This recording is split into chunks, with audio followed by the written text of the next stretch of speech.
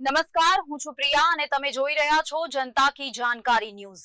નજર કરીએ આજના સમાચાર। સિહોલી મોટી ગાંધીનગર ખાતે પ્રાકૃતિક ખેતી અંગે ખેડૂતોનો વર્કશોપ યોજાયો। તારીખ 18-3-2026ના રોજ સિહોલી મોટી ગાંધીનગર ખાતે પ્રાકૃતિક ખેતીમાં રસ ધરાવતા ખેડૂતોનો તાલીમ વર્ગ યોજાયો, જેમાં આર્ય સમાજ ગાંધીનગરના યુવા વિદ્યાર્થી સમર્થ, પ્રાકૃતિક ખેતીના જાણકાર ગોપાલભાઈ અને ફાર્મ પરના નરેન્દ્રભાઈ મંડેર દ્વારા દેશી બીજ અને દેશી ગાય કે જેમાં ગીર ગાય દ્વારા પ્રાકૃતિક ખેતી વિશે ચર્ચા કરી ખેડૂતોને સ્થળ પર પ્રયોગાત્મક ધોરણે તમામ આયામોની સમજણ આપવામાં આવી। પ્રાકૃતિક ખેતી એ આપણી પરંપરાગત ખેતી છે, જે ખેતીમાં માત્ર દેશી ગાય આધારિત પ્રકૃતિના સિદ્ધાંતોની બાબતો સંકળાયેલી છે।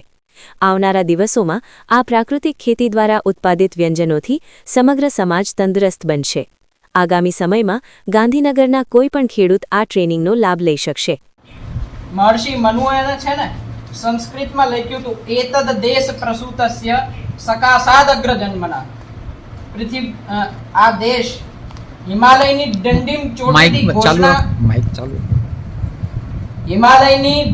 ચોટીથી ઘોષણા કરતા મહર્ષિ મનુ કહે છે કે ભારત દેશના ઋષિ મુનિઓ, પંડિતો અને કિસાનોના ચરણોમાં બેઠીને આખું વિશ્વ અધ્યયન કરતું। ખાલી ઋષિ મુનિઓને નહીં, આપણા ભારતની કૃષિ તકનીકને આખું વિશ્વ અપનાવતું।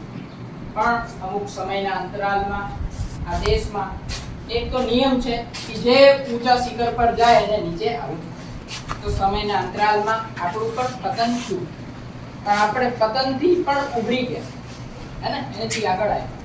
અત્યારે પહેલા એક સમય હતો જ્યારે યુદ્ધ